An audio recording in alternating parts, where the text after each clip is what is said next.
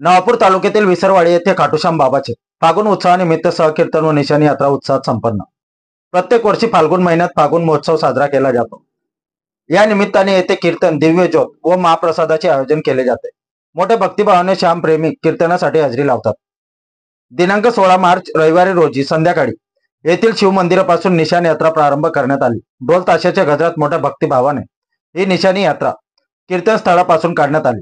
रात्री 7 वाजेपासून कीर्तनास प्रारंभ करण्यात आला।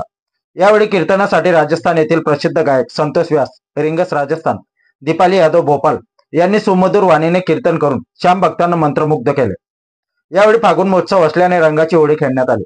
बालकांपासून ते वयोवृद्धांपर्यंत सर्वांनी या रंगोत्सवाचा आनंद घेतला। 6वे सहकीर्तन कार्यक्रमाचे आयोजन विसरवाडी येथील शिव भजनी मंडळ तसेच श्यामप्रेमी परिवारातर्फे करण्यात आले होते। कार्यक्रम यशस्वीतेसाठी सर्व भाविकांनी परिश्रम घेतले। यावेळी कीर्तनासह महाप्रसादाचे देखील आयोजन करण्यात आले होते। संपूर्ण भाविकांनी महाप्रसादाचा लाभ घेतला। आपल्या परिवर्तन 24 न्यूज साठी योगेश खैना, नंदुरबार जिल्हा ग्रामीण प्रतिनिधी।